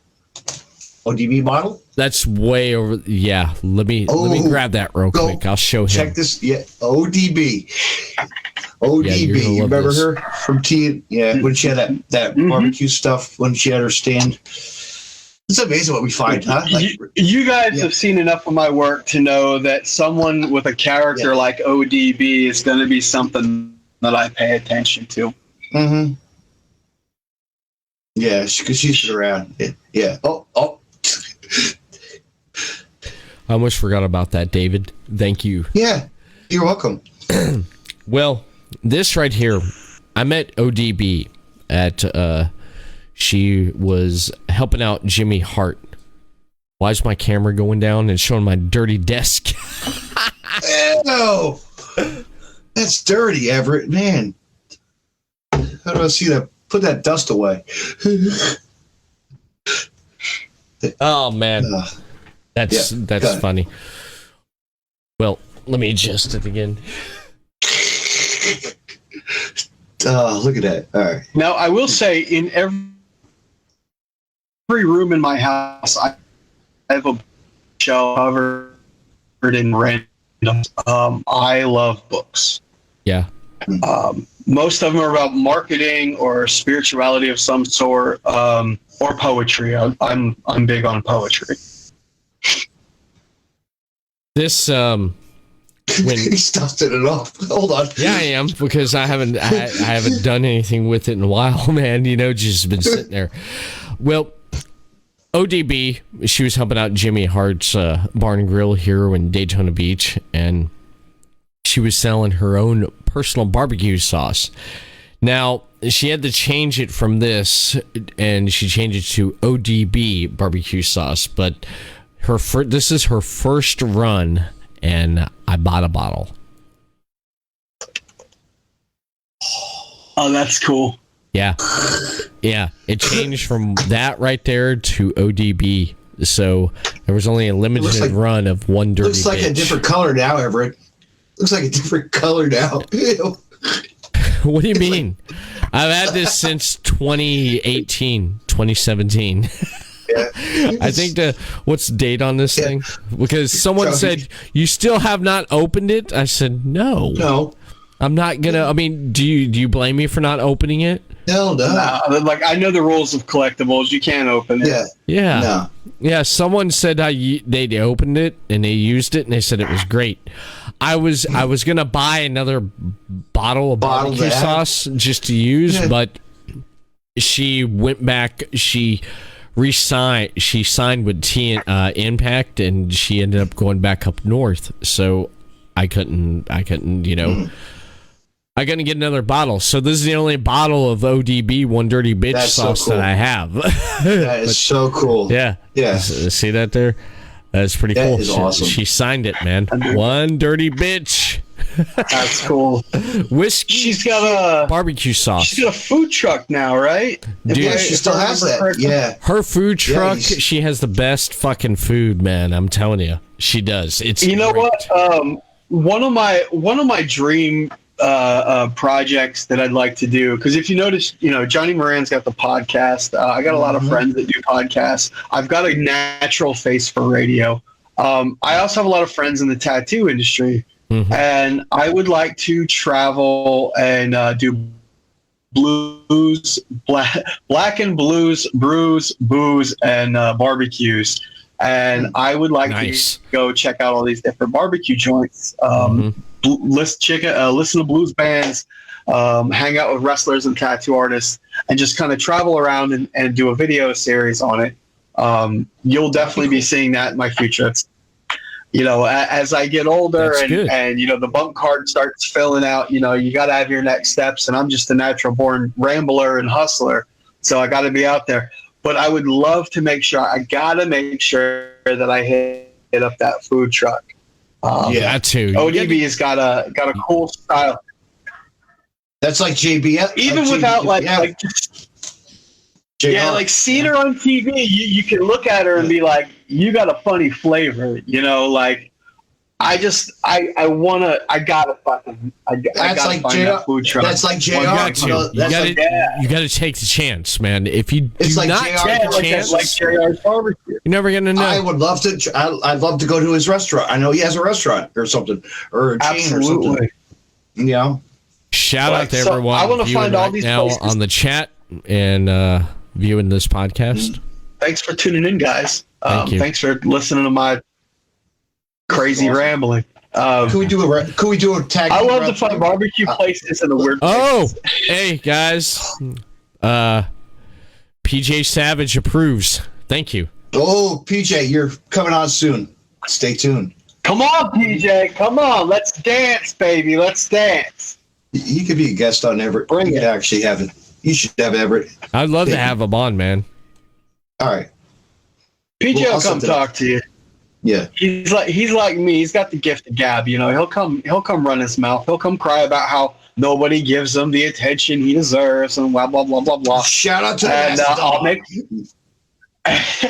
and I'll talk some shit to him while he's doing it, and eventually someone's gonna pony up the cash and put it on a poster and let me beat the living shit out of him in a ring. Mastodon PJ says, "Shout out to you." PJ, I love you, but I'm gonna slap you. Okay, it's just in love, my friend. I do want to say See this. you on the 8th. He said in the chat, PJ Savage said, next time he's gonna punch you in the face next time he sees you. Don't promise me anything you can't follow through on, son. Yeah. He is I'm telling you, that is a powder keg ready to explode. You want to see some fun out there? Put me and PJ in a ring together. Cut out all the other bullshit. Put nobody else in. We don't need a 3-man, 4-man, 6-man, 20-man. It don't need to be a battle royal. Put me and PJ Savage in a ring. First match on the show, last match on the show, right before, right after intermission. It doesn't matter. We'll beat the shit out of each other, and we'll sell some tickets in the process. Hell yeah. Yeah. Yeah. You know what I want to do? I'd love to see that. You know what I want to do? I think with Rosh, with the Mastodon, you know what? I think next time we do round 3, let's pull up like an odd wrestling company and let's do some commentating, Everett. Man, you keep trying to pull me back in the commentary. I know. Mastodon, back 2 years ago, I did commentary for a wrestling promotion here in Florida called Knockout Wrestling. You can check out my commentary on Knockout TV episodes 1 through 8. I did commentary on there, and it was a blast. But I loved it because I did it with 2 really good friends, and at the same time, it just you were like backstage politics changed that. Man, sorry, scratch that idea. I had a blast doing commentary. Never mind. At the time, it just, man, I put it water underneath the bridge, but okay. Politics and human beings, just, it happens. It's something that you got to deal with, you know, and you got to navigate around. And it's never easy because I found that if you try to look at things from multiple perspectives, you can get a better idea of what the reality of things are. But most people can only see from their own perspective. And it makes dealing with other human beings difficult at times, especially if you're diametrically opposed positions. And what I try to remind myself and the other guys, because a lot of the younger guys will come to me and like, hey, what do I do in this situation? What do I do in that situation? You know, that's, if you've been around a while, it's almost your responsibility to help shepherd these new kids. And I just try to remind them that everybody that's doing this, we're all looking for a place to escape to. You know, the real world, planet Earth, is not an easy place to live at. And going to do that 9-to-5 job or, 7-to-4 job or, whatever, it's not for the faint of heart. And we all have this dream of fulfilling our childhood fantasy of being in this world. And we all want it to go our way. We all want to be the main character in the story, but not everybody can be the main character. So it's good to compartmentalize what your role is in that story, so that you don't allow yourself to get so emotionally invested that you can get hurt. Like I've seen people just completely crushed by this business, and it doesn't need to be that way. Just keep a little bit of perspective and try to not allow yourself to get too attached, because things can change in an instant. Mm-hmm. Yeah, it's so. Things have changed, because in the last couple of years with about 3 years ago, I've basically, I wasn't who I was at that time compared to now in the 3 years, but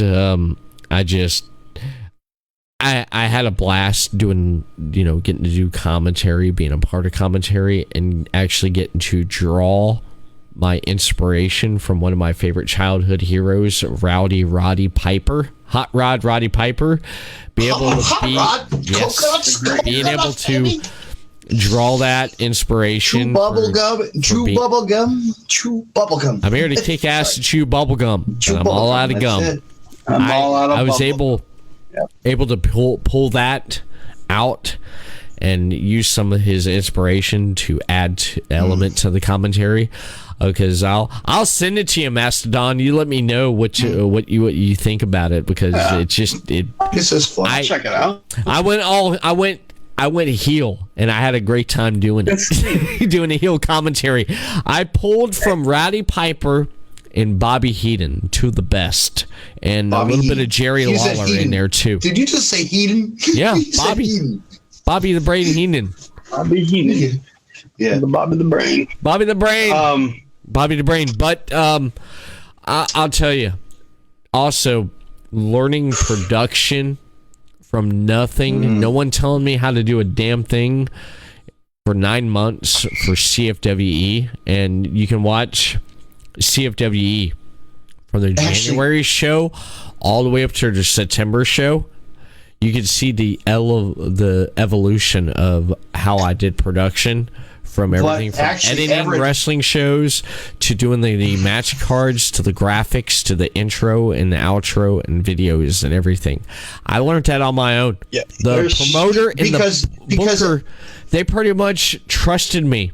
They kind of gave me free reign. Everett? What's that? Everett, because you have done some stuff in the past, you with your friends, and Chris, of course. Yeah, go ahead and tell him, like, you had a wrestler guy, Jake the Snake guy, tell him. You had the... yeah. Check this out. Yeah. Yeah, so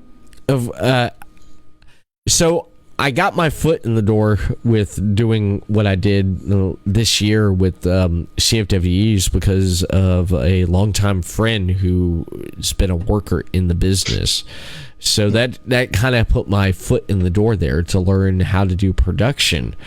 And the promoter saw something in me. The booker, I became good friends with, because he was a ROH veteran. He wrestled everyone from Samoa Joe to AJ Styles to a young green Adam Cole starting out in the business. And he trusted me. And they would ask me stuff, can you do this, do that? And I'd tell them, yes, I can do it. No, I can't do it. If you can do it, how would you do it? And I said, I'd do it like this. They said, do it and try it. If it fails, then we won't do it.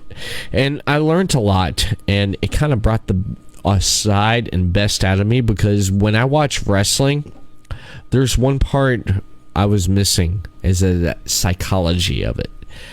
When I sat down with the promoter, who's a veteran, who's been doing it for 20 plus years in the state of Florida, he's been doing it so long that when you would go over to someone's territory as a promoter in Florida And when that other promotion found out that you're running in their territory, they were the kind of guys that would go to your house and pull you out of your house in the middle of the night and beat you down in your front yard because you didn't do that. Territory days. Oh, yeah. So I learned some psychology watching, because we sat down and watched we were at a knockout show, and we sat down and he said, watch this match. And he pointed out things, and I was like, I didn't see that. He's like, well, watch this one. Tell me what you see. I see this and that. He goes, there you go. And then all of a sudden it just Mastodon. It was like, it clicked. And I said, I get it now. I understand why there's a purpose for everything someone does in the ring, because you're telling a story. And that story, it unfolds in that squared circle where everyone can watch. And there's a reason why you do this and that. And I understand why veterans bitch about spots, because a spot, what I took from a veteran and psychology point of view, a spot makes sense if it has to do with the story. So I learned a lot. It was a good learning experience this year for me. The last year. Those moments that you guys witnessed that we were talking about earlier, those Ring of Honor moments, I think we can all agree that Ring of Honor's produced some of the most incredible wrestling that we've probably ever seen, to just ever been able to put together. And there have been some absolutely amazing spots and sequences put together in the ring, but the ones you remember are the ones that are attached to story. Story is everything. And one of the things I got from the Sanctuary and from John Trosky, and thankfully I've been friends with him for over 20 years, going on 25 years now, and he had an opportunity to work in the movie industry as a stuntman and really dive into elements of storytelling, beyond just match psychology, but actual true movie storytelling. And we try to work that into wrestling, but it's at the Sanctuary, everything is about story. If you have strong story, you can be kinder to your body. You don't have to put your body in an incredible risk, because if you can tell a strong story and you can get the crowd into that story, you can hold those moments, those spectacular stunts, those spots and sequences. You can save those as an exclamation point to really drive home what's in that character arc. And there's a feel to it too. Not to sound too Jedi crazy or anything, but you're in the ring and there's a couple hundred people out there. What you're doing, you can actually close your eyes and start feeling the energy in the room. And when you can feel that energy, you know when to make those gear shifts. You know when to transition. And that's when those moments are created, because those moments are what's gonna inspire the kids that are watching you to someday be the kids that are in the ring. We have to continue to pass down this ability to tell stories. And there are some incredibly gifted athletes out there doing incredibly gifted things. Mm-hmm. Unfortunately, if there's no story attached to it, it's forgotten about. And that breaks my heart, because the work that they put in to get their bodies and their abilities to the point where they can do, all this stuff. I don't have any issue with, some guys are like, oh, these little flying around flippy dippy kids. It's a Whitman sampling, mm-hmm. a box of chocolates. You get a little bit of everything, and you don't know what you're going to get. Our Night of Survival, we specifically, every single match had a different style to it.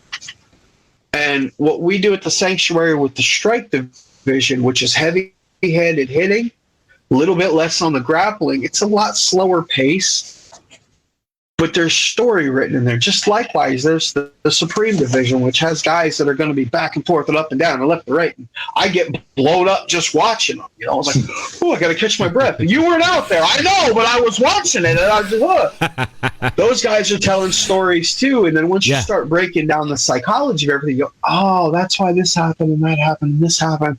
And it makes everything make sense. And guys, if it doesn't make sense, it'll never make dollars. Exactly. Feel me? Exactly. It's a business. At the end of the day, we are entertainers, but this is a business. I love going out every weekend and beating the shit out of myself and my friends. But if I can't sell a couple T-shirts and get an envelope at the end of the night, if I can't at least cover the gas money to get there and back, there's something wrong with me. Well, Everett's gone through tables before.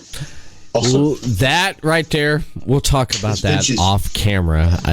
Thank you, David, for bringing up. You're welcome. Thank you for Classics. that. With that said, right there, we got just a few more minutes there. We're gonna take it home, and like you're saying right there, Mastodon. I agree with everything you say right there, and that right there makes a lot of sense, because if you're not telling the story in the ring, why the hell are you in the ring then? Exactly. So with that, let's avoid forgotten bumps and pointless concussions. Let's take care of each other out there, kids. Let's give the crowd a great show. Let's give them moments to remember us by, and let's go home at the end of the night with our heads high, smiling, because we're living out our fucking dreams. Exactly. Exactly. What do you say we do this again after the new year, round 3?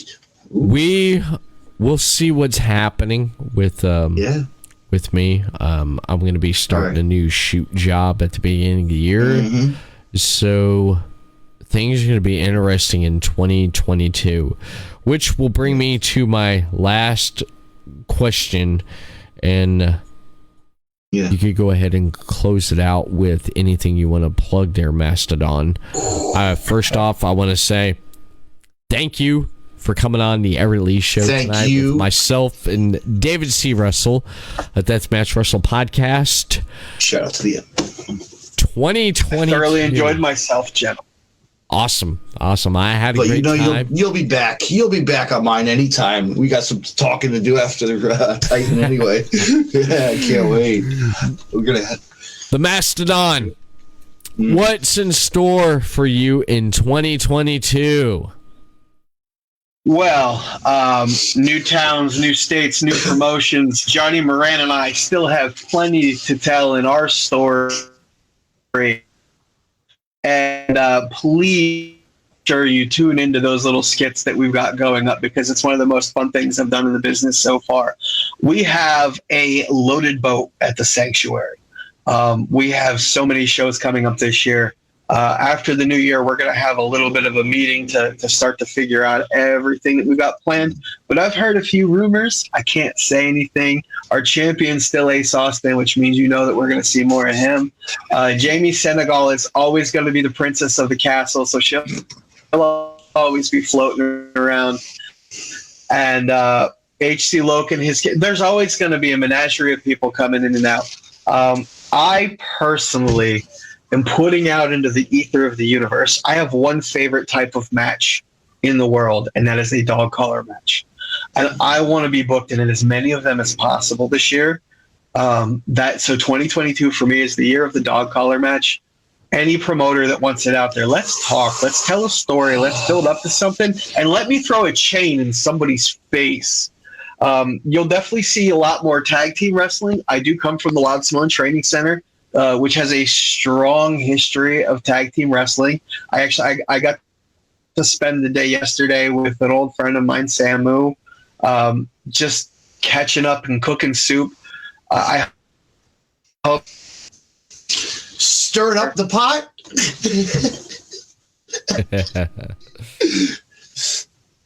Oh, did he freeze?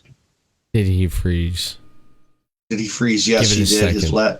Give it a second here. I believe I'm still here. I promise. Yes, I know you are. Did I go? There he is. The lag. Oh, there we are. Sorry, I promise. Technology. The phone didn't die. We love the lag. Technology's great. Like, I literally been sitting here and it just went. And so you're going to see me with a lot of different tag partners this year. I'm trying to work with as many of the young kids that are coming up from my area as possible. I mean it. The kids from the 570, we ain't nothing to fuck with. Put us on your show and we'll show out. That's what we do. We live for this shit. I want to bring as many of the kids that come from my neck of the woods out to the world as possible. Give us an opportunity. Give us a Sunday show, a Friday student show. I don't care what it is. Come out and we'll put on a hell of a show for you. I just want to be at as many places as possible. I want to try to travel as far as I can this year. 2022 is going to be a lot of fun. This year was all about getting my feet back under me from a long break. Next year is all about putting my foot to the floor and dropping the gas all the way. You'll see me at Titan. You'll see me in New York. You'll see me in Boston. You'll see me outside of Philly. I'm trying to get to Delaware. I want to go south. I want to go where it's warmer. I want to go to Florida. Let's make it happen. Let's hit all the towns. Let me fight every big man on the planet. Hoss Sauce 2022. Nice. Thank you, Mastodon, for coming on the Everett Lee Show. And I do want to mention a lot of your information will be available in the description of this podcast here on the Everett Lee Show, right here on this Facebook video. You check out the description. People, read, because there's a lot of stuff in here, contact information that he will mention right now. So where can people find you on social media? Instagram, Facebook, and Twitter. Instagram, Facebook, and Twitter, it's at Rosh Dang It, ROSHDANGIT. Oh, dang it, Rosh Dang It. That's me. Come check it out. Come see all my friends. Come check us at shows. Support local professional wrestling. Go enjoy a show. There's so much good shit. Bring some friends that have never watched this stuff before. Bring the people that have never seen wrestling before. I promise you'll blow their minds. It'll be more fun watching them get exposed to this whole new world than anything else. Just come find me. Come say hi. High fives, handshakes, hugs. I take pictures. I'll sign autographs. I got merch. Find me online. Let's talk. Let's do some cool shit out there, guys. Thank you so much for the opportunity to come run my mouth. Give me a platform to speak to people and to answer some questions. I really appreciate it. I love modern media and I love the podcast world. I'll do it every day that I can. Excellent. Thank you so much. Thank you so much awesome, there. Rush. Mastodon. The Mastodon. And I want to thank David C. Russell from Deathmatch Russell Podcast. David. What do I got coming up? Yes. What do I got coming up? Yeah, I got actually, Raj, the Mastodon probably knows who I'm talking about. I'll be on a podcast with I'm going to be on a podcast panel with podcast with Tornado Tag podcast, and I'm looking forward. With Tony. Yes, Tony, yes. Anthony, and yes, to the group of also with IWEP podcast as well, if I'm correct. Yep. And I'm looking forward to talking to him and his guys about wrestling and just much more in wrestling. And that's it for the year for me. Till I see the Mastodon at Titan with some surprises. Excellent. I'll be there to witness it. Excellent. And I will say this, you can find a lot of Deathmatch Wrestle podcast over on podcastcity.net. Right there on the screen right there. Podcast City Network, your top source for independent podcasting. Be creative, be yourself. Head over to podcastcity.net. You can check out shows such as The Everett Lee Show, Deathmatch Wrestle Podcast, Final Score, Wrestle Popcast, Verbal Shenanigans, and much, much more over on podcastcity.net. We add new shows. We got one new show we just added this week that I'm brain farting. I can't think off the top of my head, but head over to Podcast City Network's Facebook page, Podcast City Network. You can find out the name of that show on Twitter, at Podcast City Net. Subscribe to Podcast City Network on YouTube and over on Twitch. You want more Everett Lee? Everett Lee is found on the following platforms for the audio portion of this podcast: Amazon Music, Podbeam, iHeartRadio, Stitcher Radio, and iTunes. So thank you for tuning in and listening. And another shout out to my Canadian crowd up in Canada supporting the show. So that is it. I want to go to Canada. Somebody book me in Canada. Yes. Book the Mastodon in Canada. We're going to leave it at that right there. Everett Lee signing off. International Incident 2022, book it. Well, I played the outro music there. Everyone, have a good night. And we'll see you again next time for another episode of The Everett Lee Show. Keep up with the latest shows and content from Podcast City Network over on podcastcity.net. Follow them on facebook.com/Podcast City Network, Twitter @PodcastCityNet. Subscribe to the YouTube channel, Podcast City Network. On Twitch, Podcast City Network. Podcast City Network, your top source for independent podcasting.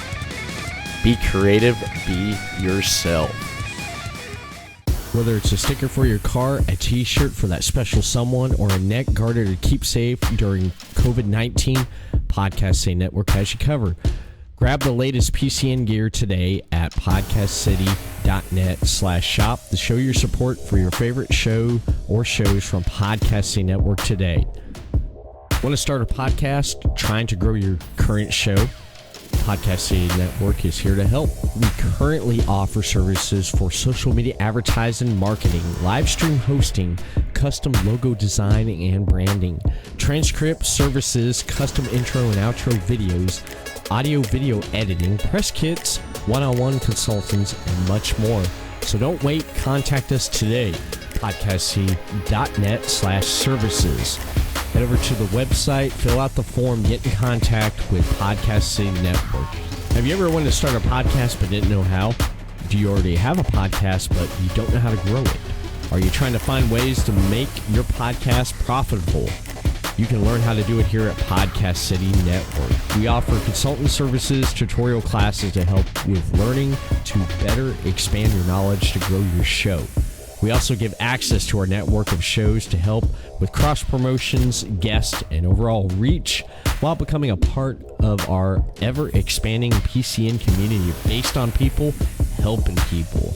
The best part is no membership fee.